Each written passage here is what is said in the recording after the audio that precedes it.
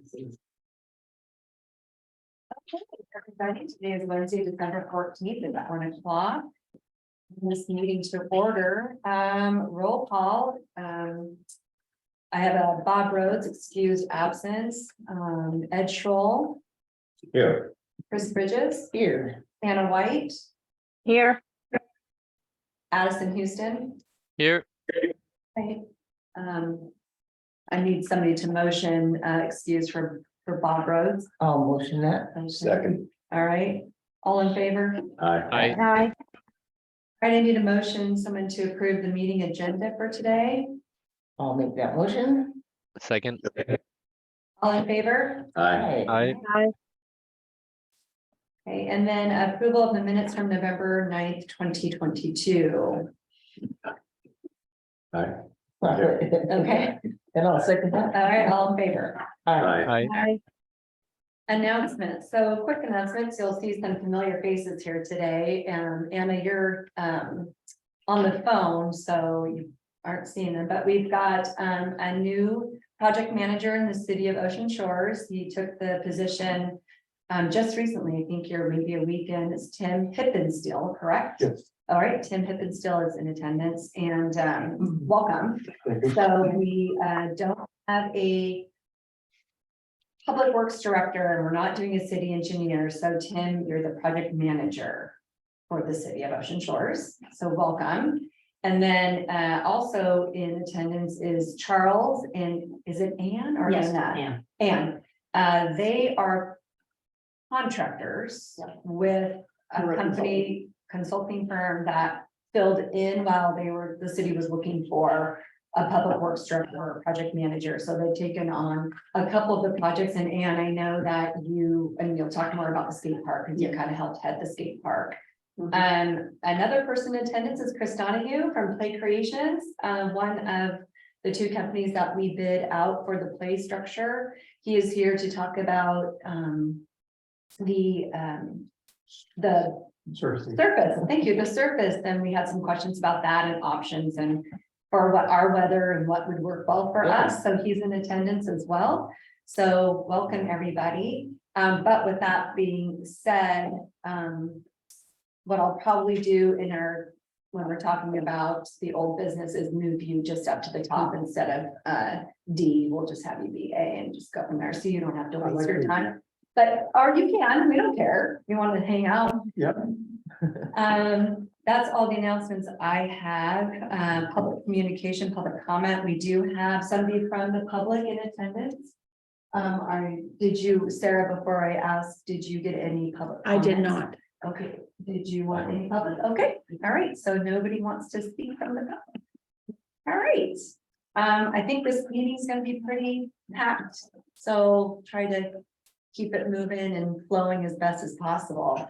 All right, so first up, old business, the Parks Board budget request. I'm happy to report that the 23-24 budget was unanimously passed Monday night at the city council meeting.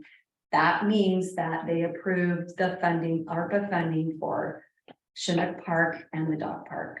So we are super excited. We're going to see some great things happening finally to a couple of our parks. And I think the fun's going to begin come 2023.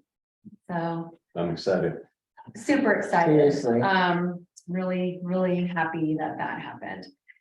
So we will start. I know it says A skate park, but I'm going to move Chris up first for the presentation of the playground surface. I did email everybody his email to in regards to the cost. That was this morning. He got that to me this morning.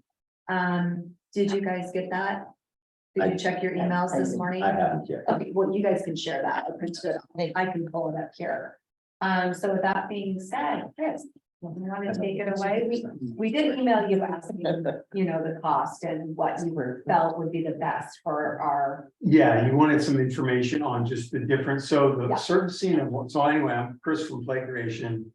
I'm come from Tacoma. Our main office is in Burien, Washington. We're a small company. But we do a lot of good stuff. We already, in Ocean Shores, we have, I think it's Ocean Shore Swim Club, You have the community club. the community club, that, and then we have the private swim club, Okay. which is, that's a playground. I think it's all part of the community club. Okay, right on. And then we have a structure in Oihu. Oi hut. That's you did their structure. Yes, so we have so that's our equipment. I mean, just to familiarize you with that. Great. So that's where we're at. I mean, we have the resources to come in and, you know, provide that service. We actually have a local installer right outside, down in Olympia. So it'd be a short shoot over here. So that's where we provide full service, playground equipment, servicing, installation, all that stuff. But I was here because of surfacing.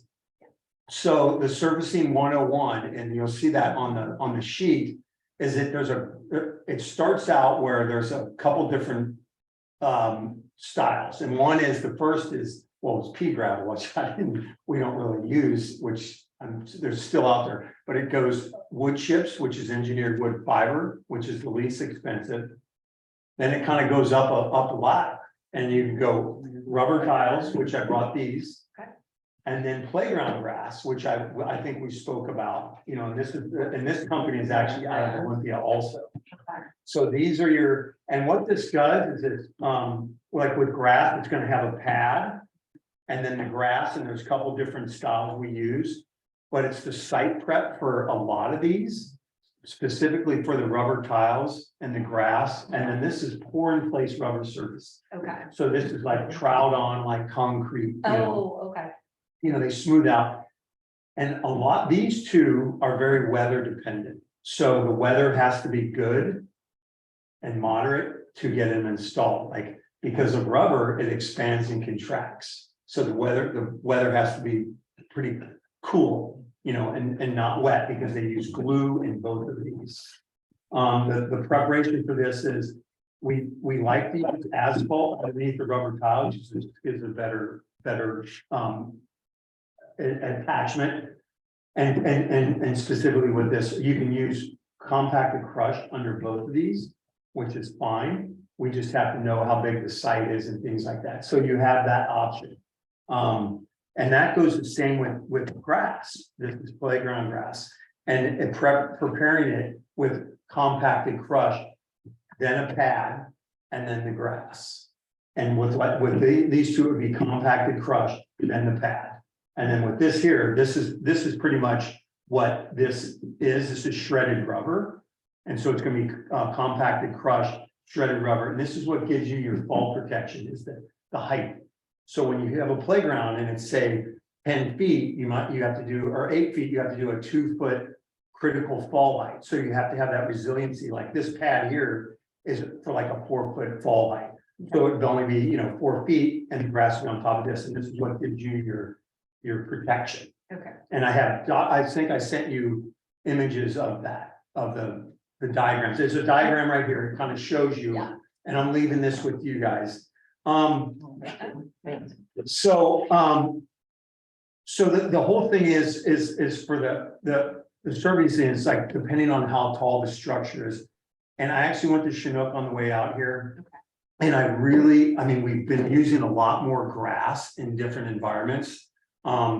Just because of, like I was talking about with the conditions, the weather conditions with corn place and rubber. And we're leaning more towards grass, because you can pretty much install this stuff in winter as long as there's no snow. Where this, we have to wait for the weather to be right. With this form place, we're actually doing a job right now where we were only able to lay the buffings in a week. It's a huge job, but because of the weather. So we're on hold now until the weather gets better up in Auburn. And then to put this down, because this is the top wear coat is more critical than this, meaning when you have to trowel it in and stuff, it has to be 40 degrees. But going back to where I was at with Chinook was, I kind of, you know, I love the grass and stuff, but I mean, after looking at it, it's kind of where I noticed there's a lot of dog, geese poop and elk. Yeah. I'm assuming the elk. Deer, yeah. I'm assuming, I don't know how that would work with this. It's amazing, so you're gonna have, there's already poop out there, you know what I mean? Mhm. Wood chips, same kind of thing, it's just gonna get mixed in there, and I'm sure you've been dealing with this for years. With the rubber tile, it might be better because it's it would be easier to clean off. Cause if somebody steps in this, I don't wanna, they're gonna push it down in there. Mhm. It's gonna eventually wash through. With this, and this is the grass we use, this particular type is called Ultra. And it has antibacterial properties. It's anti-static, so that's why we use this a lot in playgrounds, because of those properties. And the water is gonna run through. Where this too, it's gonna make its way through. Same with this, it's all permeable. But it depends on how, the groundwater is, let's say you prepare the sub base. We're gonna have to take it down to the native soil. And then make sure it percolates, so there's water runs through it. And then we're gonna come in with compact crushed water, still gonna be able to go through that, and all these products are able to have water run through it. So it's not like it's gonna be a swimming pool. Mhm. That's, I'm wondering though, if there's a lot more activity at the park, Mhm. because we're also gonna put a dog park in there. If that would help alleviate some of the geese flight, no, you don't think so? I mean, the other thing too is like, and it's interesting, because I love grass because we do just so much, it's like. My thing in the cities is we put this stuff in the ground in like an urban environment.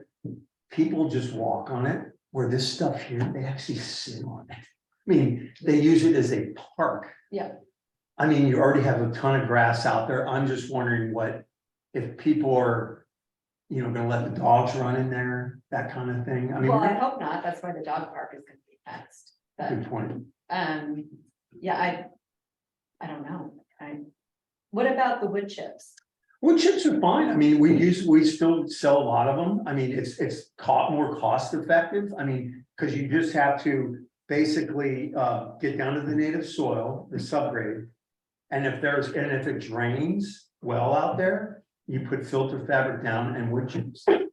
How deep, how We- high? We want to go 12 inches. Is wood chips? Yeah, Okay. so you're going down, and depending on how you want it to look, because you could excavate down and then have it flush with the ground so that people are stepping into it. Right. Or you just put border timbers around it at 12 inches and they step up into it.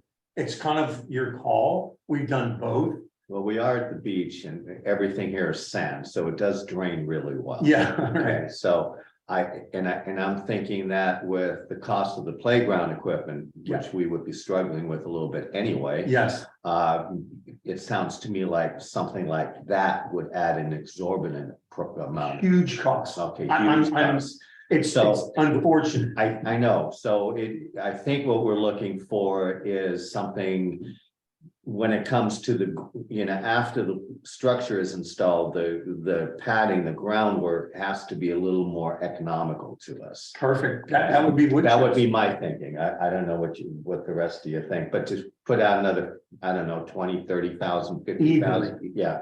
It's so, for us for me as a salesman, and I do these beautiful playgrounds, and it eats up half the cost, the servicing. Yeah. This and this. Yeah, no, I understand that, so. It's, but we, like from where I'm at and, over off the I-5 corridor, it's part of the deal. But I mean, we just completed a nice little playground up in Maple Valley wood chips, engineered wood chips. Right. Yeah. So they're coming out of Longview. So we have to, we don't just sell chips, it's hog fuel, basically. We use a specific, I actually brought, so I brought these two. This is one sheet, it's Ziegler Brothers, and that's who we use. We have to use their IPMA certified, tested ASTM. So we use that, and it's covering us, you guys. Sure. That's who we use, and what it is, it's called wood carpet, and it interlocks. So the more you put in, and it creates a cushion. So an average kind of cost for, I don't know, a 30 by 30, 40 by, I don't know how big this will I be. think the the. prices around You're it. looking like 3 or 4 grand. Okay, well, You know what I mean? It's Yeah. depends. yeah, okay, so that's a reasonable amount. of Yes. money. And So- what is the longevity of the wood chips? I mean, the longevity is, I mean, it's 10 years. I mean, You what, just keep adding. you to keep it? adding to it. So the whole reason is, and a lot of jobs, you know, back in the day, you would drop a playground in and put wood chips in. Well, the dirt contaminates the wood chips, so then it turns into mold, it turns into dirt. So the whole idea with the fabric is to prevent that, so you know that it's nothing's coming up. Right, There's Metro Parks Tacoma. They just keep adding to it. I mean, it just creates this cushion. I mean, the more down you get, it's gonna compact and give you even more resiliency. You know, It looks more, natural. oh, absolutely, yeah, absolutely. Hey, Chris. Hi, this is Anna. I talked with you before on the phone a couple of Yes. times. Hi there. My question is, you had mentioned that you had done the community center, and I noticed that the community center has the wood chips. Was it the reason that they went with the wood chips? Was it an economical, or was it because they found it works better for them? Or why was their reasoning for going with the wood chips as opposed to one of the other materials? It was economical. I mean, because Okay. the bigger you get, the more you get in size, it's more, you think about it, you got a compacted crush. Right. Then you're buying material that's manufactured, you know. How and then how often do you replace it for them? I haven't. I mean, they do it on their own. Because, So the city can. Yes. Oh, yeah. Contract to the, yeah, to have and have some. Yeah. I mean, we're just, you know, Whatever they need. and we get calls all the time from all of our clients, you know, we need to replenish it. And what's gonna happen though is, you know, the first year, you're gonna see a lot of, you know, depending on, imagine swings, there's gonna be troughs under it, right? And if you go to Boyhood, they need to replace it, and I'll probably email the person, the contact, and go, you guys need more wood chips in here. You can put mats under there, but you just want, after the first year, you're gonna see a lot of the compact, you're gonna see the areas where it needs it. And it gets to the point where you're just putting, after the year's gone, you're just replenishing it under slides, under swings, Right. spinning, and you're done, because the rest of it is not getting kicked out, you know? right. And sometimes we'll actually bring in a lot more where it'll get worn out. You just bring the stuff from out, you know, you still need it in the fall zones, but outside the fall zone, you just rake it into where and just keep on piling it on. The one thing that you could emphasize is that it's also ADA accessible, Yes, because it does form that mass. yes, And it requires a little more maintenance, I guess, as far as grooming Yeah. it every month or every 6 weeks or Mhm. whatever it is to get the yes, things out. But from my end, I'm a landscape architect and mhm, and now I'm doing this, and did a lot of playgrounds, a lot of fields, a lot of, you know, all those kinds of things. Mhm. Used all these types of things, and what I found with playgrounds is drainage, as you mentioned, is critical. oh, yeah, And you might think that the soil is, the bare soil is permeable, but in a lot of cases, we were having to put constrained, pipes. yeah, perforated pipe, Perforated yeah. pipes underneath that to get that water out of there. Mhm, Because this stuff allows the rainwater to go down through it, and then if it gets stopped, it'll just kind Yeah. of pile up. mhm, So that understanding that base is Mhm. critical. Yeah. To this. I mean, it's one of these things, I'm sell playground equipment, but it comes back to where it's the site work. I mean, it's the money that you don't wanna spend that you need to And spend. you don't see it. Yeah, it kind of sucks, but it's what it But is. you know, the crushed rock and all of that preparation is gonna give you a more of a trouble-free playground. As you go Yes. ahead. Right, if it's sitting in water, it's gonna, you know, degrade quicker. And then we used a lot of what we used, it was called Flybar at the time, and this is. Yeah, it's made up. Yeah, it's Mhm. manufactured stuff, and But you have to, if you're gonna place it again in another 2 years or whatever, you gotta make sure that it's not wood chips. It Yeah. is, it's the engineered Yes. fiber, Well, yeah, the So- city would know that. so that. Do it right the first time. Well, that's correct, and, Because right now, I mean, you can go out right now and there's tons of companies, play chips. And and sometimes we'll do HOAs and we'll go in there and they bought play chips and Right. it's not right. engineered.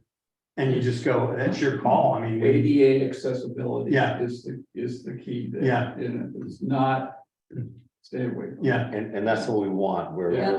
We're really big on making sure that anything new we put in is ADA Right. accessible. Right, We haven't replaced playground equipment and I think the last one was 35 years old. Wow. We had to remove it. The one thing I want to say from an engineering perspective with the drainage is we have a very high water table. Mhm. And when it's raining and raining and raining, and then you get a nice day, doesn't mean the water is drained out. You might not see it on the surface. And not, in the last year or two, but I'm not sure how old these types of products really are. But I have been on playgrounds with similar, where it looks dry, but because of the drainage underneath and a high water table, it actually hasn't drained out underneath. And you go and you walk out on it and it's like walking on a sponge and you just have all this water coming back up. If it can go one direction, it can go the other direction. And see, maybe that's where, I mean, you go, so getting back to the ADA aspect of it and the drainage. Is where you do have a raised playground, Mhm. it doesn't look bad, I mean, And you it's, can do a ramp speed. yeah, and so, but you have to include that because you're redoing something. Or you do 50-50, 6 inches down, 6 Yeah. inches up, so you don't have as high, Right, and so the ramp isn't as expensive. In the that's- last Oh. 2 years, I've done up some projects, personal projects, and I've met with about 5 different excavators out here in Ocean Shores, and every single one of them have told me that in Ocean Shores we're unique because water comes up from the ground. And if we don't plan for something like that in every kind of a build that you do, you're going to regret it long term. So I really appreciate Anne bringing that up about the water table, because that's something that we need to really plan for this, for whatever we go with for the padding. So, yeah, I don't know if I'd like to go with the whole foot up, but like a 6'6" might. 6'6" might be a good little bit. compromise. and the Better. fall zones need to be carefully mapped out. Yeah. Depending on how high is that structure. Right. And how far can that kid's head. Yeah. And that was gonna be my ask about the wood chip, engineered wood chip one is, you mentioned that one could be a fall of 4 feet. What, if you have 12 inches of wood chip, what is that fall Like height? 10 or 12. 10 or 12 feet, Yeah. good. I Okay, mean, that's good. which is crazy if you look at the guidelines. 9 inches is like a 6-foot fall. We have never done 9 inches, because for one, somebody's, to remember replacing it, we throw in 12 inches. Some districts even go, we want 14 inches. You don't need it, but they know that it's gonna get kicked out. Right. And you're just covering yourself a little bit more. Yeah. So 12 inches covers a lot, Okay. yeah. Yeah, sounds great. And the raised area, I mean, there you go, the water table but you need, like you said, and we sell ramps and all that stuff and we can have, so you want to ramp it up, but the other thing is because you want to make it ADA accessible, that thing might have to move, that playground, to make it to where it comes in off, rather than off way back out there. Maybe that's a gravel path. Well, or yeah. asphalt. Yes. What to it or move the location Yeah. closer. Well, that's the next. Addison, who's one of our members, did some concept design drawings Right. of it. So I think you kept the playground though in the same spot, but I think there's some options in here. We can talk about that in a minute, but wow. Well, it sounds like, I think we have our answer, to be honest with you, but yeah, thank you. Okay. Anybody have any other questions about the Services. Scott, I see you joined. Hi, Scott, City Administrator. Do you have any questions, Scott, on the surface? No, not now. I don't know if you've heard back from on the skate park surface on what has been said. About that next, so I had him go first, just because. Okay. All right, I'll wait. Yeah, oh, okay, Chris. I just wondered, are there any other parks that have the chips that we're talking about that we could actually go? Ken, Yeah. Ken Peterson. Oh, okay, And, That's- community club okay, and OIHUD. And Yeah. okay. Now, all we had, because it was private, I don't know, I mean, it's got wood chips, but that's the thing, I don't. Okay, but the community. Yes. And also the swimming pool. Yeah. Playground and at the. The community center, Yeah. yeah, So, all of those we can look at. so those three are all mine, and they look fantastic, I mean, for salt water and stuff. They're holding up pretty good, there's a little bit of rust, but I'm gonna take That's care of that. okay, I mean, it's been a while. Yeah, Even Yeah. plastic can rust out here. Yes. okay, I'm gonna leave you with all this. Question about, Yes, ma'am. Swing set. Yes, So, I was a little confused. So if we did an ADA swing, it cannot be in the same bay as a normal one? yeah, It can, yeah, all right. Maybe did I I don't know, I might have read it It's a wrong. So- confusing, even for me sometimes, because Okay. you got, I think it's gotta be a toddler and not a adult. Okay, so we could, how long can a play swing go? How many swings can it have? We can do 5, I mean, Okay, so if we you can do had 2 bays. Like that out there, I'd probably do 2 bays, one bay holds 2 belts. And then the other one holds an 80 molded bucket seat with another one. well, that's what I'm saying. I don't know if that's enough. Like if you've got a lot of people utilizing, you have 2 regular buckets, that's Yeah. fine, but then you have. I feel like we needed maybe 2 of the buckets for You mean- infant belt. Okay, 2 belts. Yeah, And then you've got infants, Yeah. toddlers. yeah, You've got a bucket special seats. Bucket seat. Mhm. I would think we need 2 bucket seats. I mean, what if you have a family that came out that have two kids that can't swim at the same time, right? Yeah, So, and then 1 ADA. yeah, Is that? sounds good. I'm in Okay. sales, I'll sell you whatever you want. Well, you. I was hearing about the money, I'm like, hey, you know. I didn't feel like we. Yes, had a bucket I think for it's- children. Well, and I like the idea on the bucket one, having at least 2, because you have play dates where you have twins or. So here's where it comes in, so think about this, so you already got 2 bays with 2 belts and 2 buckets. Now you have a 3rd bay for an ADA, so you gotta you would want to fill that with something else, so it's not sitting there by itself. So maybe you do 3 belt seats, 2 bucket seats, and 1 molded bucket seat for ADA accessibility.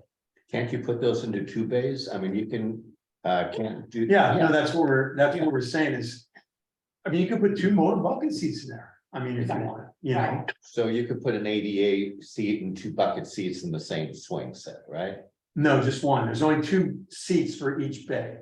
Okay, so when you're talking bay, you're not talking structure, you're talking. No, yeah, just the individual, yeah, Oh, okay, Yeah. so it can be 1 structure with 2 bays. Yes, correct. Or, Yeah. or 3 bays. Yes. Okay, correct. Okay, I thank just you. don't want to be short-sighted and not have Yeah. enough. And that's a good idea. Yeah, and it comes back to, I mean, the surfacing. If you were to put this or this under swings, you're done. I mean, it's so much space. So, because if you have an 8-foot swing, you gotta go 16 feet in the front and 16 feet in the back. Yeah, And then you got 3 bays. It's massive. I mean, schools do it, but it's just acres of rubber tile and grass. well, we're not Seattle, we're No. not Olympia, No. we're not Tacoma, so. Yeah, no, wood chips, that's where it's like, so in that, you kind of go, okay, we're gonna put wood chips in and keep the maintenance down. We put in rubber mats underneath the Yeah. bays. Yeah. You know, and then you just, and you put the rubber mats in and you put the wood chips over the top, so when it kicks out, it's running into the rubber mat, not just on top of it, Yeah. but underneath. Yeah, I think that sounds great. Yeah. Thank you. And it's called, I mean, it's cost, and the other thing is too, was, I think we talked about was community build. Is doing it as a community, so if you wanna do that portion where it's like, we would still use our installers to come out and make sure everything's correct and laid out perfectly.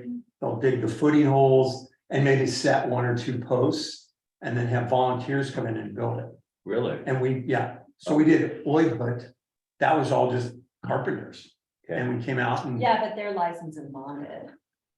But you don't, as long as we have a certified installer come out and make sure, and then we. See that work. And then we would be there because we're the manufacturer's representative. So we're not gonna leave you go and say, put this thing together.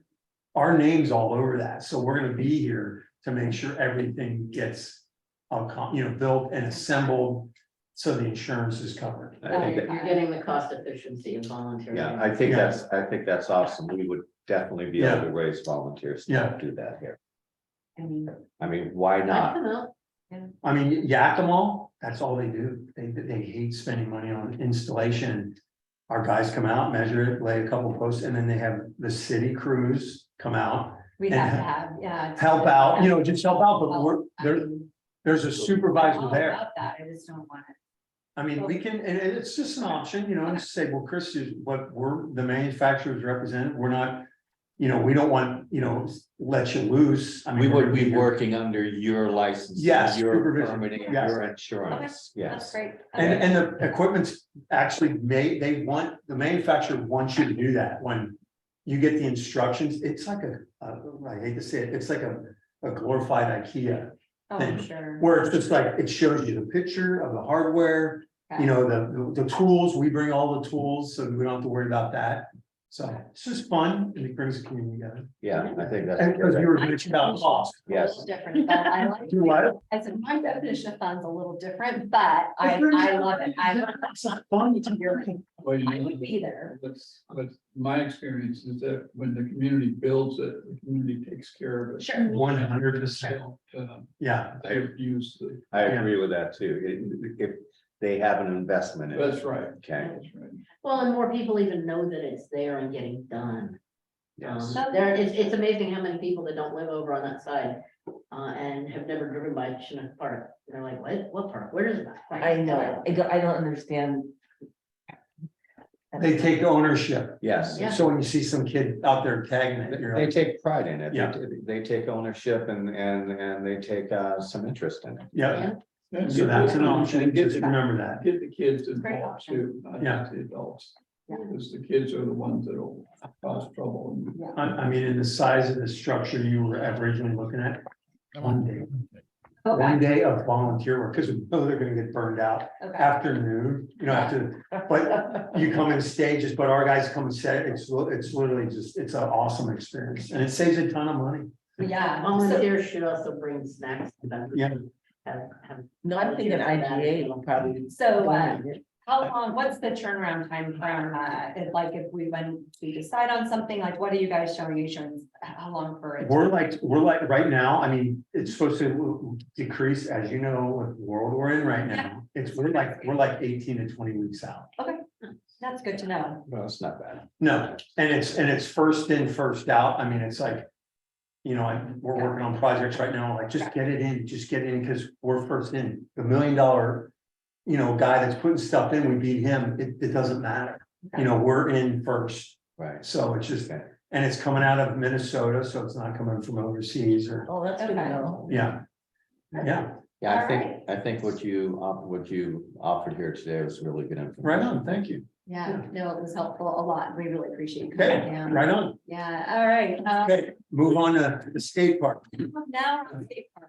I'm So, leaving this all with you. Oh, okay. I'll take these. thank you. What's in those Thank you. books? This, No. these, that's our playground equipment. Oh, I'd like to see, grab one of those at some Yeah, point. we'll get it. We're gonna be distracted. Thank you so much for showing up today. And this is servicing, and I'm gonna take this. Right on. Thank you. Thank you. Everybody have a really good Merry Christmas. I will. Thank you. Thank you. Thank you. Happy holidays. Easy. Is turning into a bigger conundrum than I think that we even anticipated. And so, I'm just, and is it okay? Anne has taken the reins over from Jenny Belcher, who's our purchasing, and has assisted in trying to find somebody who could resurface, a contractor who could resurface the skate park. But that has now gone into a whole nother direction. So, Yeah, if I can, I'll just, Yeah. give everybody an update. Talking to a contractor, that was trying to to put together some kind of a pricing bid. Working with Jenny was, that was Rodland's Construction. Had a conversation with them, actually, one of the conversations was with Tim on speakerphone. And talking with them, they have a lot of concern about the unknowns. They don't really know what that structure looks like. But what we can see on the outside, we see, percentage wise of the total surface area is probably less than 10%. But what is got damage and removed coating on the steel members, be it the decking or some of the framing steel on the back sides that are exposed right now, that damage is very expensive. And so Rollins has expressed a lot of concern about whether or not the structure was also coated and its condition. And, you know, it's not easily inspectable. I mean, it is bolted together, but you need, it's a type that's tamper proof, so the kids can't, you know, get the bolts off and get in under. And so you have to have the special star bit, or I'd have to look and see exactly which one, in order to take it apart and do that inspection. So nobody's actually done that. And some of the areas of deterioration on the underside that I would expect to be protected and not damaged because of wear and tear by the skateboards themselves. And I don't mean the people, I mean the boards, the way they ride them and everything. Tells me that, you know, there is potential that water has gotten in under the coating and that the steel is rusting from within. And I've got, I just went over and took a whole bunch of new photos. I just didn't have a chance to download them yet. But I will, so that they can be shared. And so I understand the contractor's concern, both with the possibility of expensive change orders, as well as insurance and warranty of the structure once you put a new surface on it. It's just really impossible to bid. I told Jenny that in a nutshell, absent a detailed design that you can really do a full takeoff on, the general rule of thumb for a rough order magnitude cost estimate is you take your material cost, multiply it by 3 in order to have a material and labor. That's without the unknowns considered. And right now, I believe that the material estimates that are quotes that they had was around $6,000. So that would actually put us to a contracted cost of an estimated $18,000. Yes. So I have a question about this, Sure. and this, I know we've talked about this before. Originally, this was brought to us by the person who actually installed it in the Right. first place, right? Yes. So he had tracked down the material Yep. costs, Yep. okay, with a local supplier, okay, that had agreed, just like this project here was, that had agreed that he would be, if we got volunteers, he would be willing to be part of that and basically supervise the repairs of the skate park as a volunteer for free after supplying the material. Why? I understand liability, and I understand that the city, you know, is responsible, but I do not understand why, if we have a manufacturer that is supplying the product and is there to help install the product, and possibly if we can work under his license like we would in the playground equipment, why we have to turn this into a $20,000 project. Because I- Bob was I- just talking about having it resurface it, and now it's showing that there are signs of structural integrity damage to the actual structure. So resurfacing it is not a simple solution anymore, because the structure itself is potentially compromised from having that water intrusion and sitting in there. And so it's like actually rusted out the structure. Like, and I mean, metal skate parks were really prominent in the 80s. They're not really done anymore as a best practice. Like, you don't see people installing metal skate parks anymore. It's either concrete or wood. And so it's like the materials that they use at the time are not appropriate for modern purposes, and I can see how that structural integrity damage, it no longer makes it just a simple process of just resurfacing. But we don't really know if there's structural damage at this point. We don't really know that yet. We're just assuming Yeah. that there might be, or maybe more than likely is. So I mean, let's- looking at materials out here and how they last, I mean, I think we could assume that it probably is. Yeah, so, From the photos that I took, one of the areas of rust, and this is one of the top decks. So this is where the skateboarders would go up, and basically they usually use that top deck to, pop off the skateboard and stand and let somebody else do whatever, and then they start again.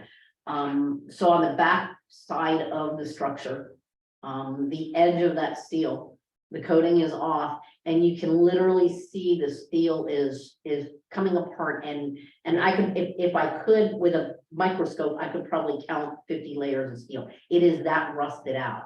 And we all know steel, that means that that's a serious degradation of the steel and its strength component. It's not just a surface coating of rust, it's literally eating away at the steel, similar to what you would see in a steel vessel that's been submerged in the ocean for years and years.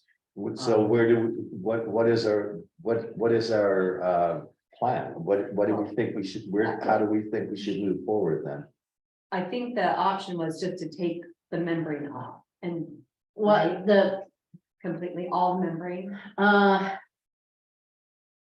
As far as the skate surfaces go, I believe that was what was being proposed, was to remove the surfacing, clean up and do any kind of repair that's possible. And then put the new surfacing material on it. Even the manufacturer won't guarantee that will not result in failure of the structure itself, because that's literally just servicing. It's only addressing the rust and deterioration of those metal decking parts of the components. There is no way to remove all of the servicing of all of the structural members and resurface that unless you take those features completely apart. And components that could be resurfaced would have to be shipped out for another hot dip, whatever that coating is. It's not a hot dip galvanized, it's some kind of a polymer product that's on it. And then components that are too deteriorated to be able to re-dip would have to be replaced. And right now, my recommendation would be to have a structural engineer.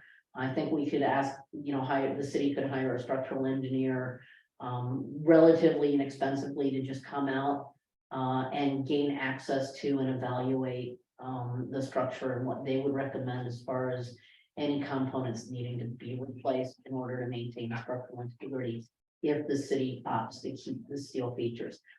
The bottom line truth of the matter is all of this just buys time. It might buy 5 to 10 years of the features that are there now.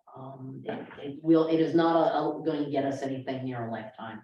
And I venture to say that the new service and the way that the skateboarders do their tricks, not any fault of skateboarders, it's just the way it is, will get the same wear and tear patterns on the servicing product as well, and it too will eventually get worn down Well, sure. until we're back to the steel, just like the surfacing that's on there now.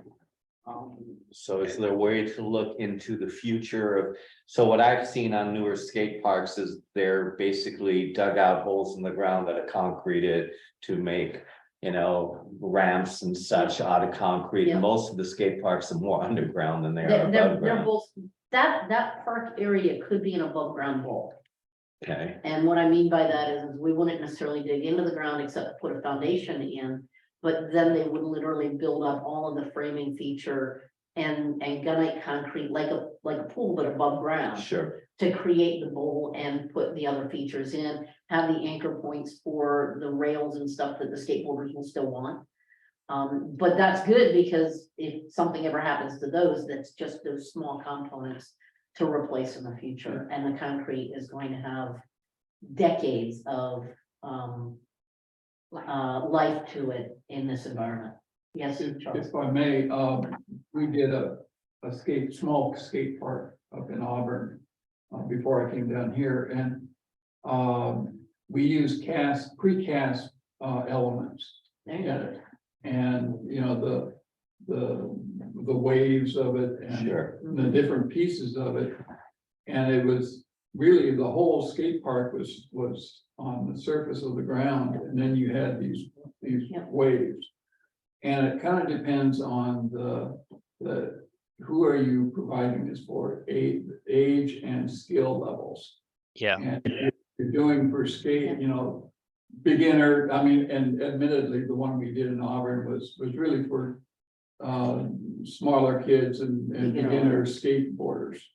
The big bowls are really for, you know, your pro Sure. skaters. Yeah. So anyway, there's a lot of different things, but I do agree that the modular steel and plywood coated elements are, you know, they have a life, and it sounds Sure. like this life is done. I think we've gotten our money's out of it. The only issue I have with that, it has been the one thing in this town that we've had for the kids. Yeah. That has been here for the last 10 years. It is the only thing. but if Or- we have a plan to replace it, I mean, it's not just a matter of removing it, it's actually improving it. And I think like, I mean, I've been out there and I've seen all types of kids using it of all abilities. And that park right now, as is not really an age appropriate one for allowing people to build the confidence and to actually learn into skating. It's great if you already know how to skate. It's not great if you're like going out there for the first time and trying to learn how to drop in. Those ramps are too high. It doesn't provide that learning curve for younger people. And then also like, just if we look at replanning this, I mean, there is like the skate park foundation. There are grant enough. funding organizations that we could approach with something like this and actually build support. And I think, I mean, rather Right. than just sinking money into this because it already exists, like if we use some of that money instead of like really trying to revamp the whole thing, we'll be a lot better off in the end run with something that actually matches the community. And also like, if there is that redevelopment of the police station kind of in proximity of that area, I mean, we're just setting it up for that to be a very central point for the downtown area. And like, I mean, there's a ton of people with OIHUD have skateboards in there. There's a ton of kids like all around kind of during the summers that are just skating in the streets because there's nowhere really for them to go. So if we create that central location for them that's close to downtown, and I mean, parents can also leave their kids to go skate and go shop, and just really creates more of an attraction. Okay, is there a possibility to involve the New Parks Foundation that we've created for the grant opportunities? Would that be a better way to go, or? Then the city, I mean, it depends. I'm not sure really like how you guys are structured or how you guys are operating. I haven't seen any of the bylaws of your organization yet, so I can't speak to that. Neither have I. My experience is that if anybody hears of or Googles and finds potential opportunities, just share them with the board. And then get with Sarah, right? Yeah, you don't go directly to her though. You Right, yeah. Provide that to the mayor or city administrator. And then she can do once tasked from the organizational structure, she can look into those opportunities.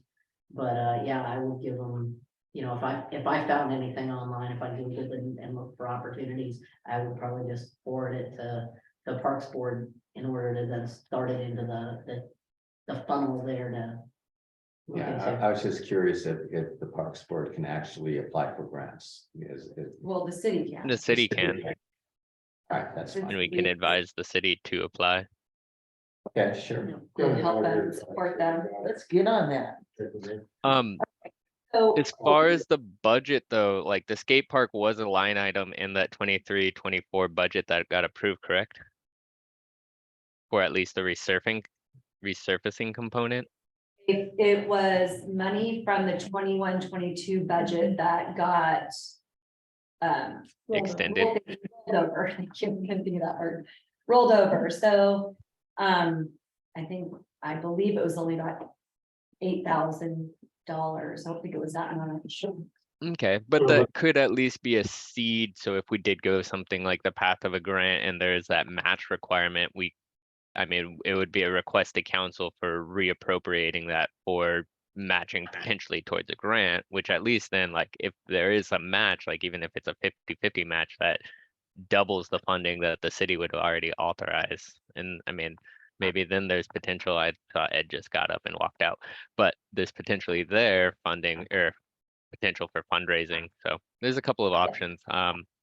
And I've reached out to the skate park foundation in the past around some other efforts. So I'm happy to inquire with them and see what their process is. Okay, all right.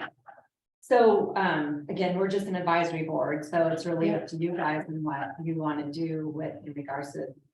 You're the one that's gonna be deciding, it was Scott Anderson and the city and what you guys want to do to go forward with the condition that's in now, but. Okay, we'll talk to Scott and Ryan. See what they want to do.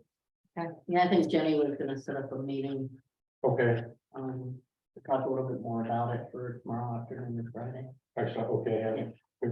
So maybe we can hear back in January, Sure. For that too, on January 11th at 6 p.m. okay. Yeah. Exactly. We really appreciate your help on this. Yeah. It's kind of, it became a bigger issue of, but hey, we're getting somewhere. Well, So, everything's all gonna that be a bigger matters. issue because it's been so ignored for decades. Yeah, well, and to Craig's point about the level of experience that our current park is built for. When I went to take photos, the ramp slope on the wedge was such that I can easily walk up to get to the top platform to learn how to drop in. And if I don't already have enough skill to build up the momentum to get up there, I never get to use the feature at all. Except to go up and, a little arch and back down. And, so, and there's no ladder, no other way for kids, young kids learning to get to that top and learn how to drop in on something. That must be so frustrating for But there's a lot of concrete flat. There is a space, lot of flat- flat space for them to run around in and get started. I mean, there is that. Well, and when I was a little kid, I'll be honest with you, mom and dad didn't like skateboards much. And the only thing I was allowed to do was sit down on it with my feet and my butt up and let it go take me down the sidewalk or the street until I hit a rock and got thrown off anyway. It's like, well, I got the same skinned up knee either way. What did I stand up or sit down? Yeah, All I mean, right. it's just if we don't do anything, if it's just left as a flat ground, we're gonna see people start skating in the community again, which I know has caused problems in the past, and they already are starting to again. So, just if we don't provide it, they'll create it themselves. I agree. All right, well, thank you. Next up, Chinook toilets. It is gonna be, part of our Chinook revamp. So, then the two bids that I got, one was $170,000 and the other was $60,000. So that was a no brainer. I can send, I think I sent that information to you. You did, yes. Yeah, so I think, that's a no brainer on who we're going with on the flushable toilets. And they're 6 months out, so in January, when we know that we can move forward, we'll do that, so. Definitely share that with these two, Yeah. if you have an opportunity. Yeah. I know Charles knows quite a bit about it, I'm sure you do too. I mean, the main thing is, the price is really attractive, right? But, is it, I mean, restrooms are such a, they get vandalized so much. And is it gonna withstand that kind of abuse? And everything from the, doorknobs to the stall, partitions to sinks, all that stuff is just, an attraction for some reason. And then that dog is really, He wants a dog park. On the flushable toilets for the park, I just saw an article up at Port Angeles there, they just received and I believe completed the installation of 3 24/7 flushable toilet rooms. And they're supposed to be anti-vandalism, the structure is it's literally, they're kind of round, oddly enough, but they're literally freestanding, so you don't go into a room and then into a toilet stall. It's just, They're independent. right, and they're independent, they put 3 of them in, 2 of them at the waterfront and 1 near the same location, but a little ways away. Interesting article, I'm not sure that it fits the budget that we're looking at here, but what they picked was very specific for the concerns with the homelessness, drugs, vandalism, everything. I think there's even a gap at the bottom of the panels so that you would always know if somebody was in it and, like passed out inside or whatever. So it's not a big gap. So it's not something that, anybody would really be crawling in under or whatever. If but- if it's the help, I play pickleball and the city or the community club has pickleball courts and they have a full set of flushable toilets there, men's and women's, and I have never seen a bit of vandalism in there. Now, I'm not saying that wouldn't happen, of course. there's been a lot of, every community deals with this. Yeah. And there's a lot of research and a lot of design work done on these modular restrooms Right. that come in on a truck and put it down there. and away you go. Yeah. And so it's been done. There's no reason to reinvent the wheel, Yeah. but Well, I think that's what Kristen was Yeah. talking about, Yeah. is a modular. It's a modular, Exactly, yeah. And I think Chinook Park is not, Here's the. oh, okay, I think these are for Chinook Park still, right? We're still talking the same park. Chinook. The only ones I've ever seen that get vandalized, and have any of the other issues with, leftover needles and syringes and stuff, are the ones, over here that are right at the entrance to the beach on The state. Yeah, the state State ones. ones. Right. Our ones And that a lot of were- that, because even though you're not supposed to be camping on the beach and in the dunes, we know that a lot of the homeless do still live in there. Well, I don't want So- to not put flushable toilets in No, just I agree.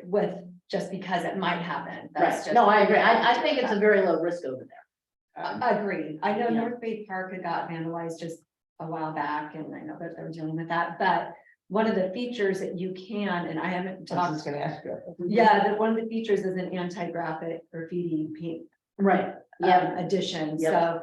And then the other thing is, I know that they have occupancy lights, so they have lights that stay on when they sent somebody inside. and So if then, you see that on at 2 AM, you know somebody's in there, like if a Right. cop goes by. yep, But I thought you said they also have a, dawn to dusk. They lock do, they have system. a Yeah. code system that they automatically will lock it at dusk or Yeah. a certain time, so. but Just honestly, saying. those occupancy sensors, if somebody goes in and sits down and passes out, the sensor will turn the light off because there's no actual motion. Oh, okay. this is we use these folks on a number of projects. Mhm. They were the ones that were, the price was. Yeah, that was the price. So I think that, the other thing, utilize, the solar, power and things. I mean, we did one up in the San Juans, which was a solar powered compostable toilet on Cypress Island. I think there was 2 of them up there.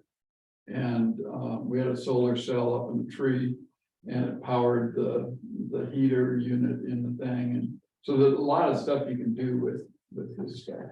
Yeah, well, we have to be cognizant of cost too. so, Yeah, and, you know, and that's, you know, and certainly the ongoing maintenance, so. Yeah. So the price that you got on these, is that just for the modular units, or does that include all of the piping to get water and sewer? No, just the unit, Just the so, John Wagner, who I think you probably know Right. John Wagner. Yep. He said that we would have to bid out the work. The to do utility that. work. Yeah, the crew, he doesn't have enough crew to do Right, that. yeah. So you'd have to bid that out. Yeah. Mhm. And so, but a little bit in a minute, Addison did this, so that is Sure. cognizant, like, where do we put the toilets? Do we put them closer to the street, because that's closer to To where the the water. utilities are, but really that takes those toilets not close to anything. Yeah, they're not close to where the people who are using the park are gonna Correct. be. They're close to the people Correct. that are driving around and they're just looking for a bathroom. Correct, yeah, walking by, oh, there's a bathroom right there, absolutely, so. Even though I would like to say we need to save the money, and put them there, but it's not gonna be functional at all. And so, just something just to think. Do it right the first time, Well, or don't do it. but that's still out a little ways. That's not something we're doing this summer, right? Yes, It is? yes. Is that part of the ARPA funding? Yes, Oh, it's this wow. summer. Okay, I didn't get all, I listened to the meeting. I didn't get all of that. Yeah. Okay, that's great. Okay, anything else on the toilets, anybody, before I move on? Okay, dog park. So.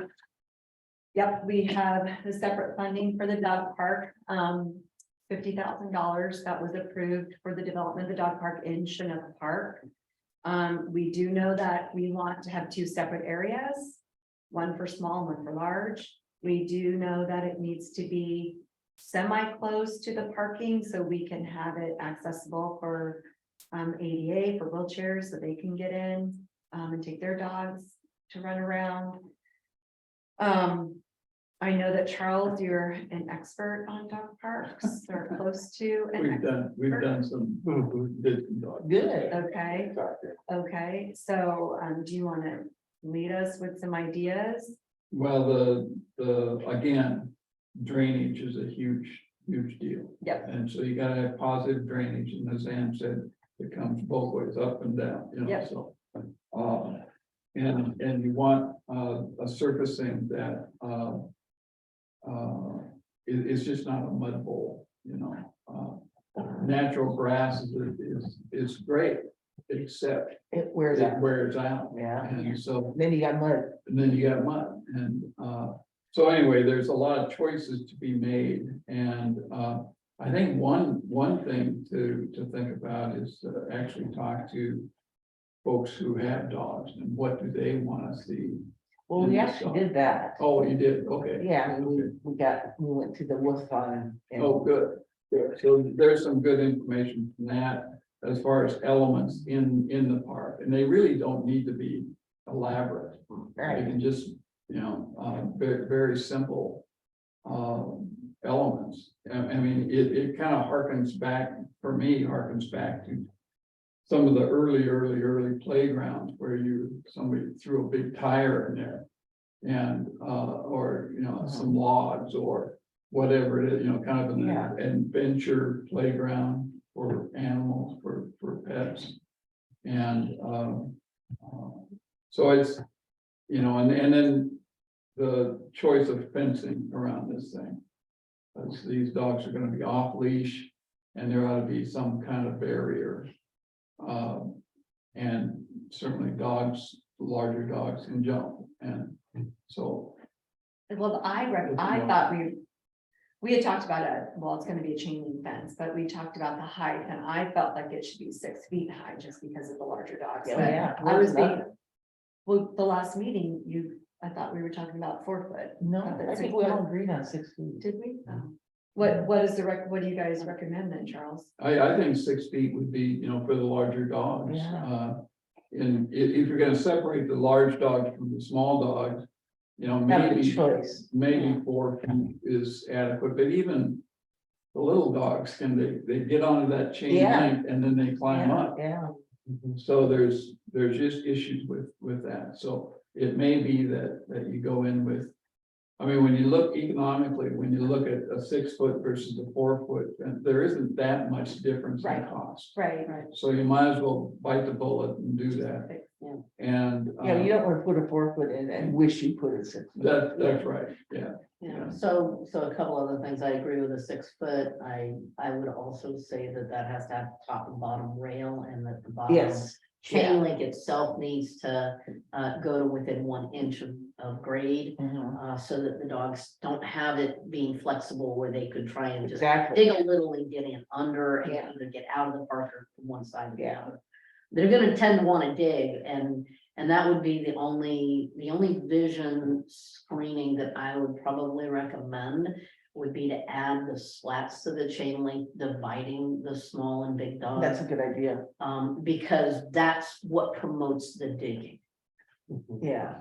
Well, Because you have Hopefully dogs on people will each watch side. their dogs a little bit too, Well, right? You're not just gonna drop them off and leave. Well, no, they don't just drop them off and leave, but you give them a bench to sit on and they sit there and look at a book, Or they talk. or they talk. And yeah. it's They like, talk, yeah, I talk a lot. What I about- used to take my dogs to them. yeah. So It is a station. it has an entry vestibule, so you're double gated, and that's all concreted for the Right. ADA accessibility. Right. That concrete continues to one park bench. That's an ADA rated accessible bench, and it would have room.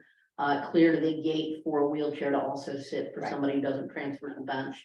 And then the whole rest of it would be whatever servicing you want for the dogs. Well, to be honest with you, we were probably just gonna do grass, just because we Sure. didn't have the funds Have- for, I mean, artificial grass is very No, expensive. It is. yeah. The only, have you been to Aberdeen's Dog Park? Yes. In South Aberdeen? Yes, So every spring they close the park to try and get the grass to Right. regrow because of the mud season. right. And that's the downside of it. Well, the only. But the two options, and I know.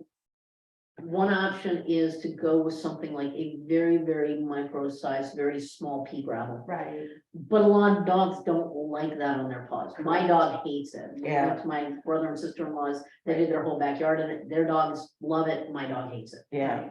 And it's questionable as far as accessibility goes. Oh, yeah, every dog likes to dig one way or another. No, we have Oh, gravel. they gravel. You guys What about the chips, the Yeah. artificial? The artificial chips, we gotta bear in mind that you want a surface that can be pooper scooped. Because you want to make sure the signage is there, that everybody has to clean up after their dogs. They don't all do it. We know that. But I always do, and there's a always, higher there's percentage, always one. there's always one, exactly. But the higher percentage is always people who are very responsible, and they clean up after their dogs. So we need a surface that promotes the ease of their doing so. Well, doesn't that, Gravel That- does that? doesn't that artificial stuff pack down? That's what I was getting from the playground, that it eventually packs down. But and it takes a becomes- while. A dog in claws is a different play than a child in shoes.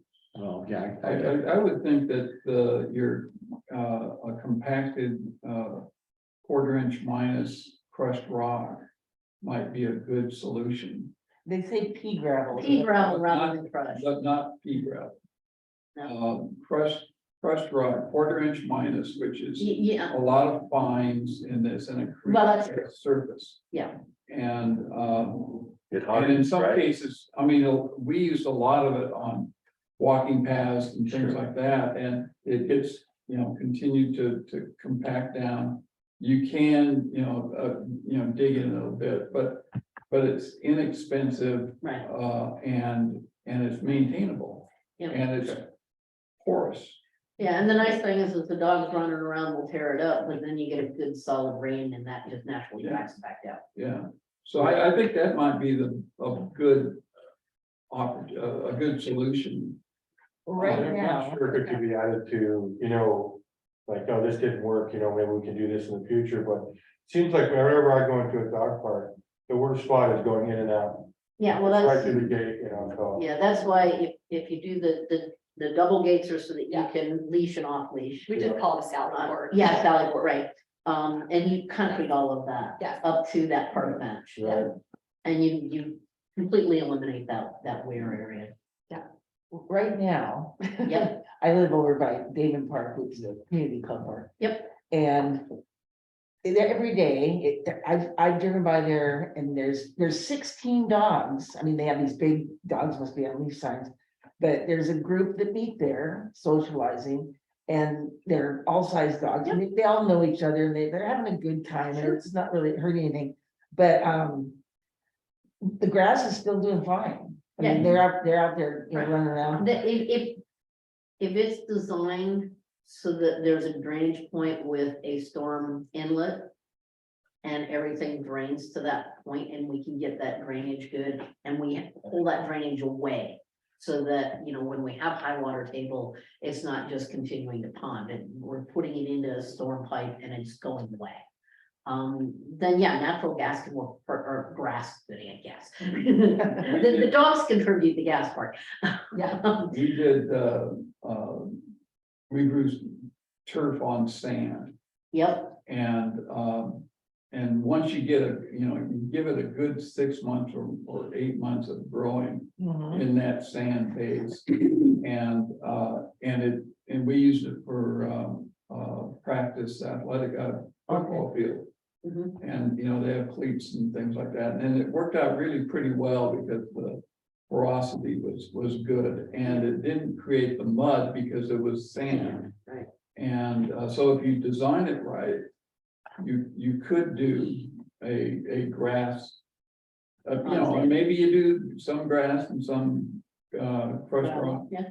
And, kind of trade off on that, but that sand, growing grass in sand, the one thing you have to do is you have to fertilize it a little bit more. I was just thinking, I don't know how often the community club seeds or fertilizes, but You know, yes. they're not supposed to have dogs there, right? Oh, I know that. Okay. Completely.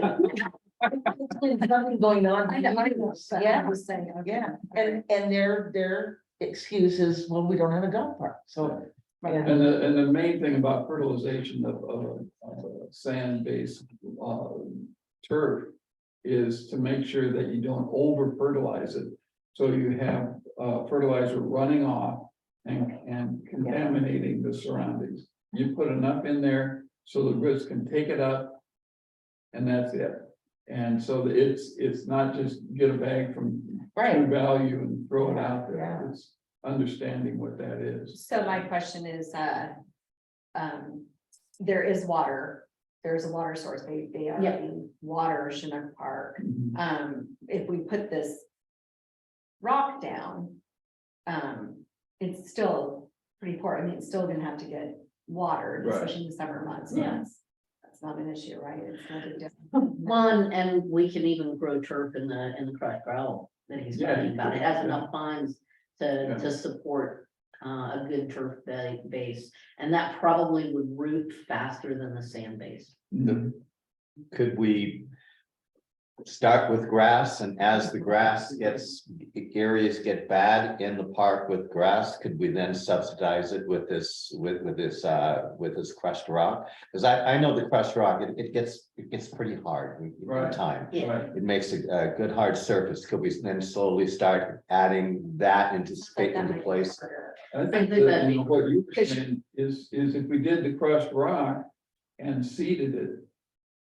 And not let that grow, so just the opposite of what you're saying. Right, And do the crushed rock and seed it and. so there's rock underneath the new Right. grass. Right, so Yep. there's Yeah, that's- A solid, a much more solid. That sounds base. great too. And that would be a good drainage. right. Yeah, and I mean, if you're gonna do crushed rock, I mean, the site prep's gonna be easier before the fence goes in, because you can get machinery Yep, around there.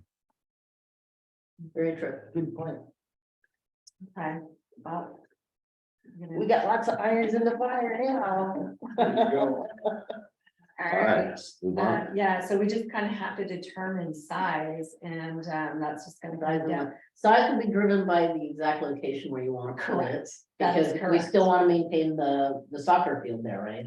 No, No. there's no soccer. Oh, I thought there was a soccer, No, there was some no. kind of play field. It looks like, it's a It just rectangle. looks like, okay. Just open space. Okay. We do want to maintain an open space for people that maybe they want to throw a frisbee. Yeah. Or a football, Yeah. or, something Yeah, else. exactly. Yeah, And actually Craig did that here, Right. so, yeah. The other thing I like about putting it out toward the parking area is that's less impact on all the other play going on and the dogs wanting to go find the kids. correct, Um, correct, yeah. Agreed, just kind of keep them separate a little Mhm. bit, yeah. Okay, anything else on the dog park?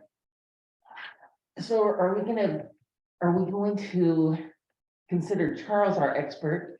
Are we going to bring in an expert? Are we just gonna wing this? No, it's gonna be the city's going to design and execute, By gathering knowledge of what works and what doesn't? yeah, I mean, just a collaboration. Yeah, and Charles got a ton of knowledge, obviously, we're gonna take that knowledge and Download whatever I. Yeah, exactly, Thank you for Yep, coming but on board. that's gonna. that's why he's here, right? That's right. And you know, the other thing about seeding the quarter inch minus is getting the right variety of grass. yeah. That's. Yeah, we gotta Do get you the right have one in ones for mind? it. There's a whole bunch of them, and I haven't specified grass for about 6 years, and they keep Yeah, changing. yeah. but, New and We improved. can find out, we can figure out that. Perfect. Yeah, very exciting. Can you come back with in January, let us know what grass we're gonna do? Sure. Thank you. Yeah. Put that on the list. Well, yeah, you're talking Don't have it now. It's all gonna depend on the end of like how much we can get in under budget. Because different grass seeds cost different amounts, so. I mean, there's some that are more resilient, but they may cost more, so it really just depends on how much we have to work with. I mean, the fencing is probably gonna be the fencing, the site prep to do the rock. And then your ADA accessibility for that pad.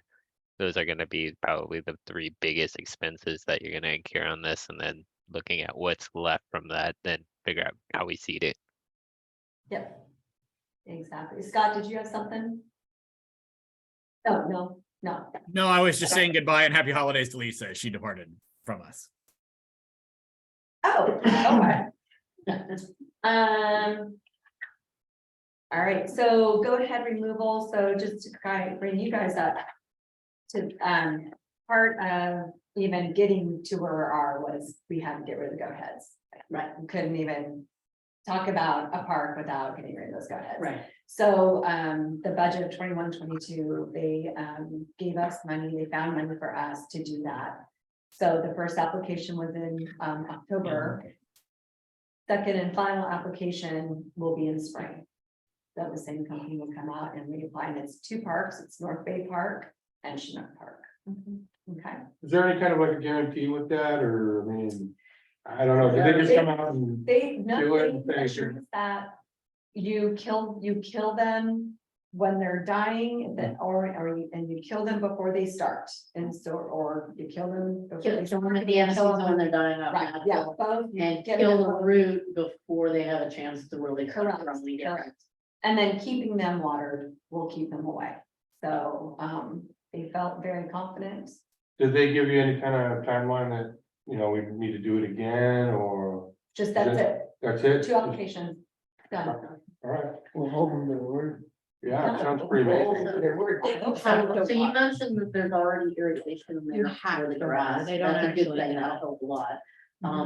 Is that irrigation coming off of fresh waterways, correct, or is that domestic water? It is city water. That's a good thing. That means that where we site the bathroom, we can put as close to one of those lines as possible. It was my understanding you And couldn't we use just have fresh to add waterways anyway because it was too much water when taken out of the waterways. Okay. So it's city, Cause I know the golf course comes off of fresh waterways. ours is city. Okay, that's good. That means the utility that has to be run to the bathroom, we just wanna site it with the shortest distance to where we could tap the water main. And we just have to get that sewer back out to the street. Yeah, and John Wagner said that, to go ahead and design the park And then they would come in and move the plumbing as needed. It would be easier to do it after. Oh, okay. So he was already aware of that. So he'll be able to make the adjustments on the water, but the sewer is what needs to get contracted out. Yeah, Okay, that's not bad, probably. probably, okay, The probably, the water for sure, they can retype that, redo that, okay. but the sewer electrical will need to be contracted out. I kind of like the solar idea on the electrical. I don't know. If we're gonna have locks that automatically lock at nighttime, then the solar provides the power you need for lights during the daytime, and you don't really have anything else. Felt like Maybe it was a small- battery. Do they have any natural light during the day? too? Like sunlight? That's windows. We Yeah. picked out the Denali. I know a lot of them have like, you know, the- Cortez. We did. Yeah, which one am I- Probably have higher transit windows for We daylight. did not pick the Denali because the cost was so much more just than the top part of it And the roof, and the roof and the cost to ship it was Okay. double because of that reason. oh, okay. So we went with just a flatter roof, but we picked the Cortez. We could install But the battery- Solar tubes. Yeah. The battery, the door handles were battery operated, Right. is my understanding. Yeah, the door handles will be battery operated, To lock. yeah, and there'll be a little beeping when the batteries need to be changed. But. Are we not worried about the saltwater corroding the batteries? Because I know even on my own home, mine keeps getting corroded. from the Really? Saltwater. Oh, yeah, like so fast, it's not even funny. I'm saying maybe every 4 weeks, 5 weeks. I've never had that, mine's fine. It just. Really? I've got, yeah. I mean, I've got. What side are you on? Are you Bayside or Oh, Ocean I'm side? Ocean. You're Ocean, and you're not having an issue. Well, I mean, I've not had a problem with my door not working in 3 years. I'm wondering if somebody's telling you it's the briny air, but maybe something wasn't installed right, or maybe it was just the quality of the units. I don't know what brand you've got at your house. I don't know. I just know that it keeps getting rusted over really fast, but I also get hit pretty strong with the rain, and you don't, Kristen. Yours is more undercover. You got a deeper, cover over yours, and I don't, which I'm assuming these bathrooms aren't gonna have a very large cover over the doorways either. No, probably not. Okay. I mean, I guess we could look at a different design if they wanted to look at a different design that had more of a porch covering the door Well, the orientation of it. or the orientation of it. The automatic. To the north, Facility. now that would be Yeah, shaded, Yeah. shadier, but yeah, looking at, the orientation for solar and for wind and. Yeah, that all those into- Want to take into Yeah. consideration both of those. okay, Um, all right. We have lots to talk about. Hopefully you guys can put your engineering brains together. So whatever, we're good. We're just It's interesting. getting this done. All right, so continue with old business, Parks Comprehensive Plan. For status quo, we'll get back to it after the holiday. So the ad hoc committee. The YMCA Youth Summer Program. I sent you guys the email. Did you guys all get that email that talked about the survey questions that the YMCA wants to? Okay, so let me get that up. So basically Francine, hold on a second. Right here. So her questions, the survey questions, were, describe your family, have no children, access, do they want access to an organized summer activity? Let's see, my children would agree or disagree if your child would benefit from the activity, location, and some just other questions, but So they're gonna put this together. What they were asking for our input was, well, do you have any other questions for the survey, number one, but number two, the location in Ocean Shores that is nearest my home, they're really asking for some input there. We could easily do that, but their focus is not just one spot, their focus is several spots. So if they do have a child where their parent works and they need to walk or ride their bike, they're close, right? So like if you've got the north side of town, which park would be best accessible for them? So Francine didn't have that information. So that was a question that they were looking at the board for input, and so just take a look and let me know, and I'll get that back to her. It's the only park that we have that has a covered area in North Bay. Yes, So that's another consideration, knowing that our summers are not always the grandest of weather, at least for the first part. So just being aware of like kind of what kind of relief there is if we get rain. so I know that they've used the convention center in the past. So that could be another option. The other is to do the summer fun program maybe in early August. So more of a guarantee that You bet. we'd have more sunnier days. Instead of early July or mid-July where it's still a crapshoot. And it's only a week.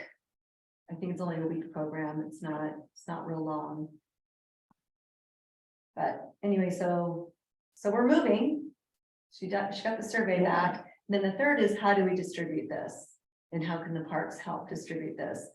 Obviously we can put it on social media, I don't know if we can access utility bills to mail them out, through the city. I don't know if we can do that. That's a humongous expense for Okay, just even a 1 page okay, to do an insert into those. okay. We do have the radio station, we have the television station. Yeah, there is. Those And- are, I mean, is it possible to connect with the school district and see if we can send kids home with something? Absolutely, that was my other, is to contact the acting superintendent to ask if we can talk with the principals and see if that's something that they would be willing to do. If I would think would be the best bet for that, but probably after, right, so definitely, I want to send this information back to Francine as soon as possible, so because we are upon the holidays. And I want to get this going right when we get back, hopefully have something to hand out and distribute. Right in January to get this going. So people can plan. Well, we need to plan. We Yeah. need to know if it's gonna be something that's gonna work, so. Okay, perfect. Anything else on that? So take a look, and if you have anything that you want to add, just let me know. Okay? All right. Next up. New business. Addison. Design concept for Schmidt Park, you're up.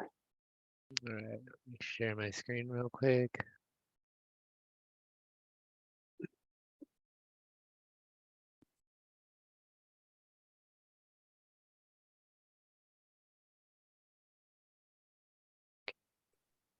Just a moment. Remembered.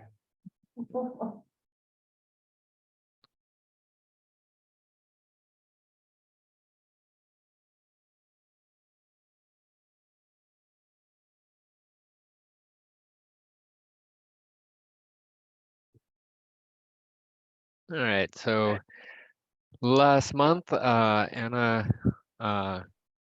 Houston and I went out and took measurements. So this first one is just simple measurements of getting the dimensions and where the utility lines are laid out. So this is kind of something that we'll have to work off as we move into additional design concepts. Really just captures rough estimates of measurements of the park's dimensions. One thing to keep in mind as we go through these, everything is fluid and flexible at this point. Really, these are low fidelity conceptual plans just to help inform our decision making. We can play around if there's things that we like between the options, we can always combine them. Nothing is fixed. So with that, show option A. So tried to depict the walking path, parking. We have the existing boat trailer parking.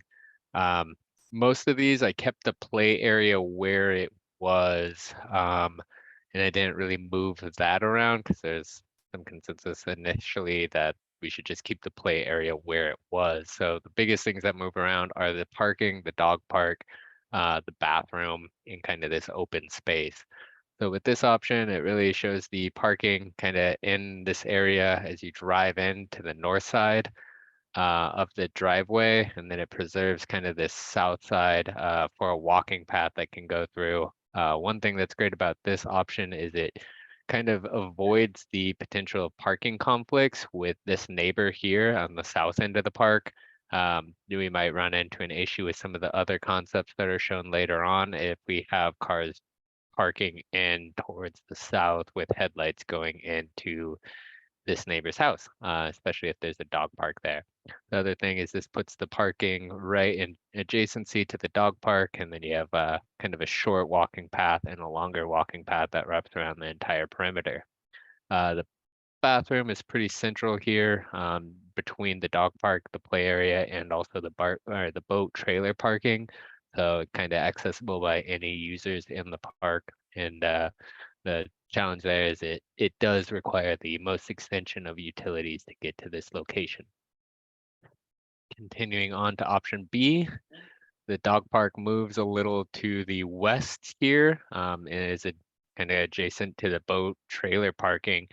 It does give you some more open space kind of along the roadway. So there's potential to expand the dog park kind of east-west with this option. The bathroom is then also placed in immediate adjacency to the power box and kind of right as you drive in. This could raise some potential issues with vandalism if that is a concern, considering that would make the bathroom the first and most accessible thing in this park for people driving by or somebody just walking by at night. This does put the parking on the south side, so it potentially could run into issues with this neighbor on the south side. But again, the play area is left at the same part, and you have kind of a smaller perimeter loop trail that could also be expanded if we decided to.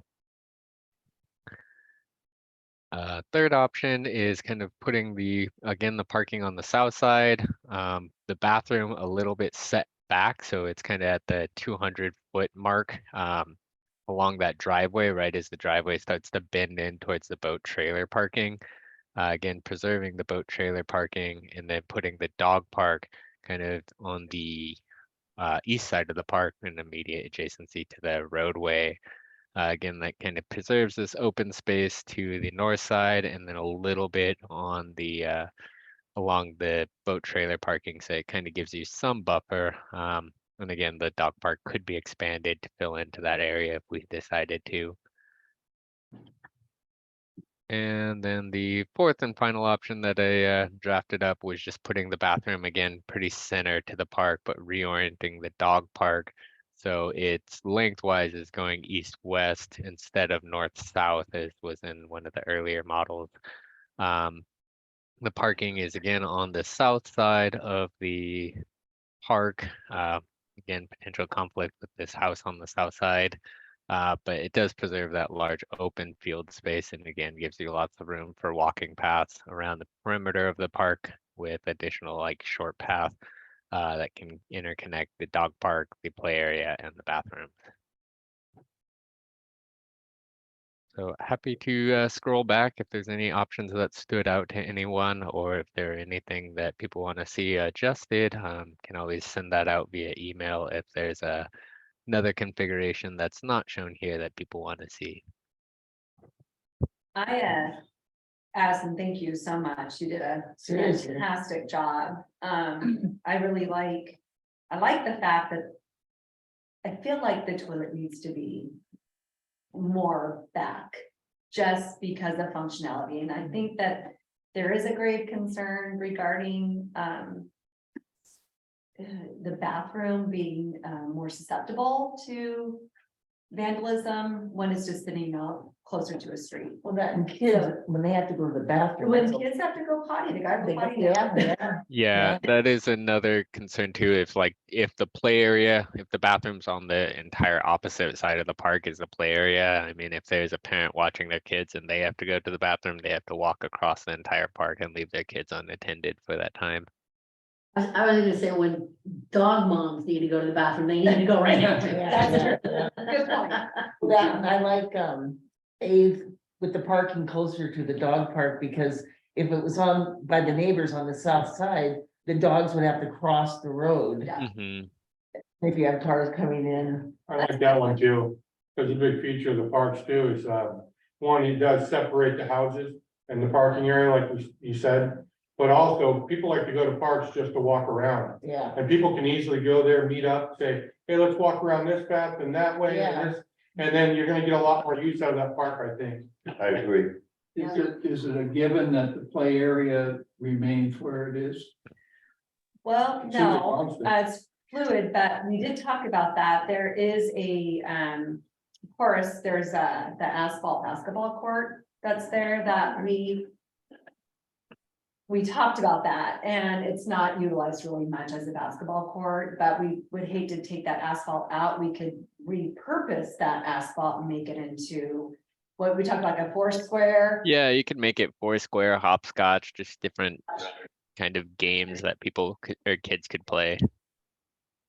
Sarah has a question. Is the playground gonna be fenced? No.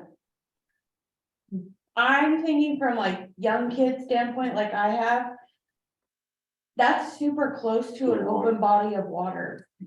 For a kid to be playing on a playground, like you said about the moms or whatever dads are sitting at a bench. Are they looking at a phone? Are they talking to people? And we have a playground that, and I don't know like how close that is. I have no It's not idea. that close. It's actually where the existing play structure is now. So that just would be like a good notation whenever you bring this to council or whatever, cause yeah. Well, that'd be it the has first like- thing I would ask. It has like light hill going down to the water too, Yeah. so that is. a I good- mean, you could set this back, you could take the play area and move it back in closer adjacency to the dog park. Oops, sorry.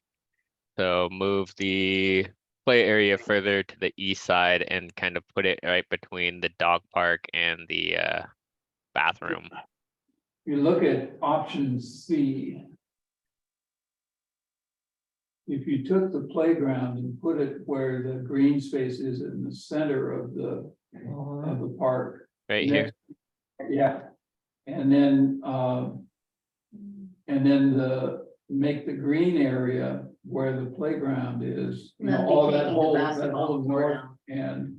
Is green and it accesses the water and it's more of a kind of a natural thing. And then you keep the toilet there, so it's And then still keep the closed toilet and there close to the to utilities. the utilities.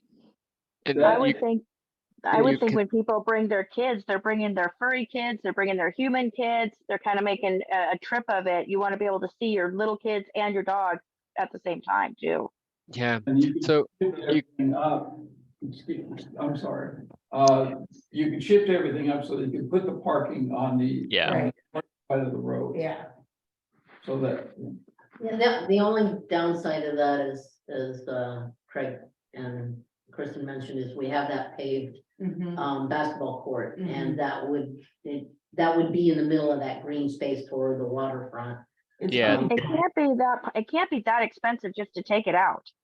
no, I mean, No. at that point, you could remove it, it's just, once it's removed, it's gone, so. Like, I mean, if one we, thing that, I've never seen anybody use it. Oh, it gets used. yeah, it's Yeah. a super small basketball court, and it's also kind of problematic where it is currently as a basketball court, because if you miss the hoop, you're throwing a ball right towards the swing set. if, you know, when you put your pathways in, put some mileage markers or distance markers around that, so somebody knows that it's a quarter mile around. Yeah. Right. And- And yeah, where each quarter mile is. Yeah, yeah. That's a What good I really liked about the first option with the pathway all the way around the perimeter is, I pulled this up. I used to do this, when I lived in California growing up, park course. Is anybody familiar with what a park course is? Yeah. It's a circuit exercise Oh, that's along yes, a yeah, trail yeah. system. Yeah. And so I looked it up and, you know, it goes through the first 6 stations are all stretching. That's the number one thing that most people who work out don't actually do, and it's the most critical to do for weight management and, muscle strengthening or maintenance. And then it goes through a bunch of very simple items and usually you have different skill levels for them. It's relatively inexpensive. You can buy everything and it can all be installed by volunteer labor. And that big perimeter gives you the full real estate that you might want for something like that. And you could take this plan, switch the dog park, so it's north-south. Put your playground next to it. next to it, Right, and- yeah, between the trailer parking. and Right, what and we then you talked about. have your and parking on the green other space side, all- and, you know, just massaging that a bit could make it work. Yeah, Okay, so kind of a combination of option A and C, moving the playground kind of a little bit in, so it's a little more centralized, and keeping the parking on the north side of the driveway, Right, right. and then putting in the circuit trail again around the entire perimeter. yeah, Option C, yeah, so you could easily extend this, and then once the parking's over, Right. Yep. yeah, that would work. Yeah. Yeah, and just and take depending up on what asphalt. that square footage is for the dog park, might Yeah. be a little, to put that parking up there and not lose any more green Right. space. I on do that. like the north-south. Yeah. For the dog park, because you want to be able to throw. You know, Yeah. throw a ball for. And go Yeah, down. and without worrying about it going into the road.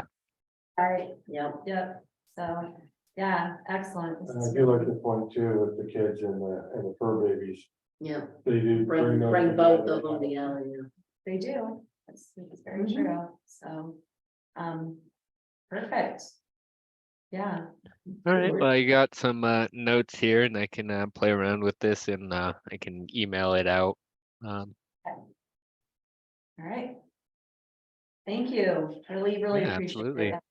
Yeah, thank you, Edison. Playground guy, that's, for the exercise. Oh, yeah. Oh, he might, the one thing that I liked about the playground where it is now and leaving it there is that's the easiest way to make sure we're getting optimum drainage because we have that grade going down the hill into the fresh waterway. And that playground was there for 35 years. Right.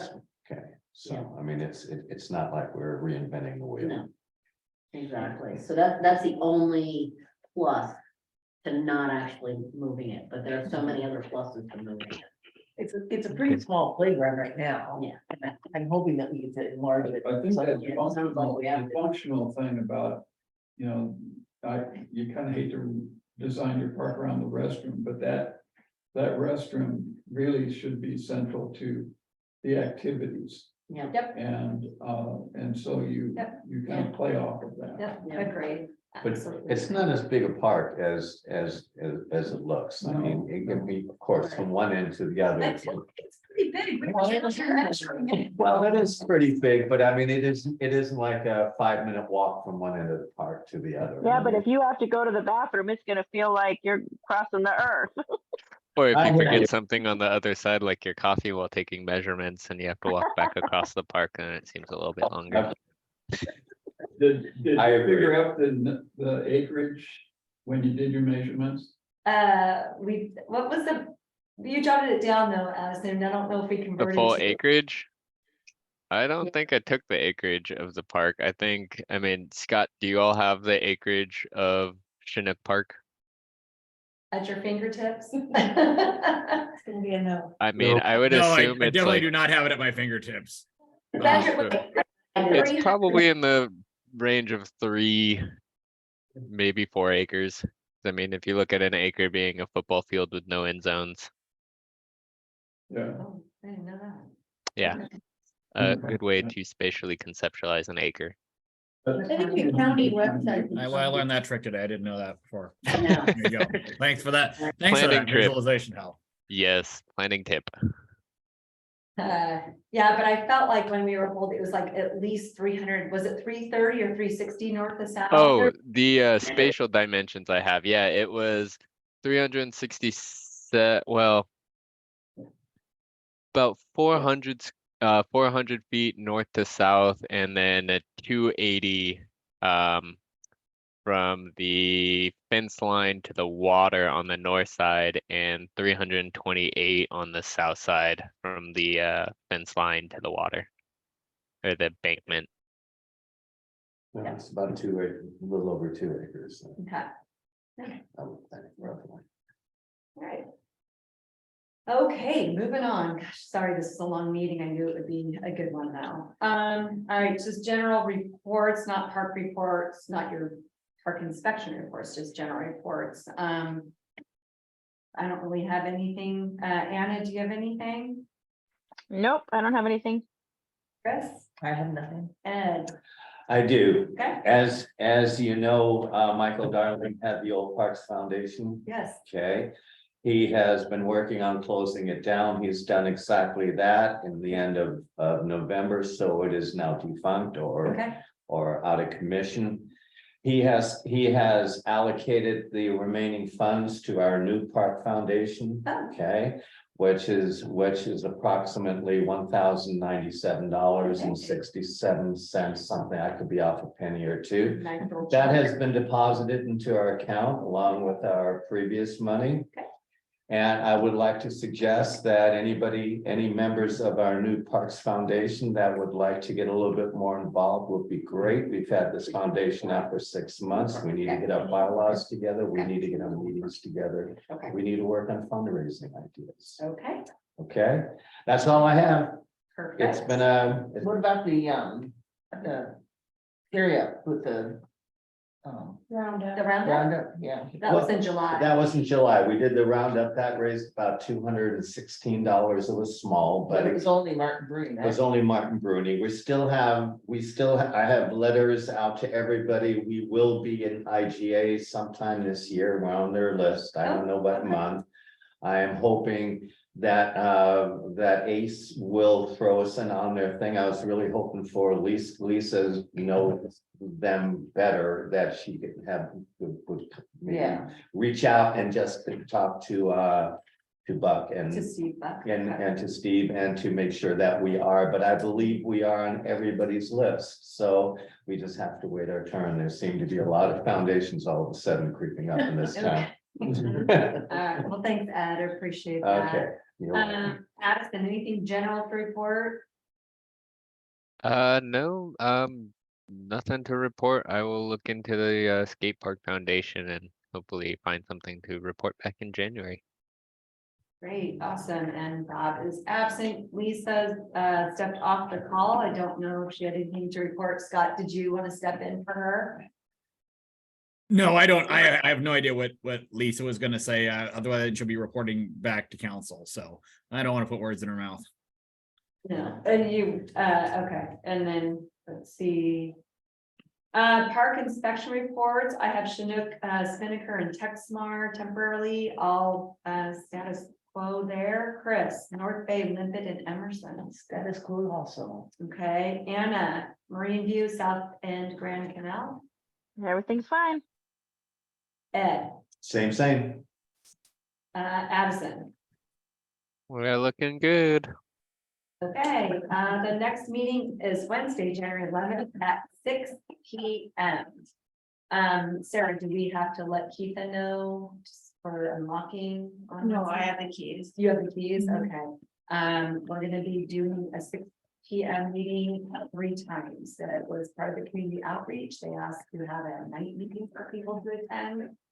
Can So we make an announcement of the evening meeting? I'll go ahead and put that on the Facebook. I'll get that announced on the Facebook. Perfect. How, We'll put it everywhere. okay, we'll put it, and you have a question. Actually, at my fingertips, 3.24 acres on Chinook Park. Okay. Thank you. 3.24, nice. See, around 3 and 4. Yeah. It is 2:48. I need a motion to adjourn. I make that motion. Second. I second. All right, everybody have a happy holiday. Okay.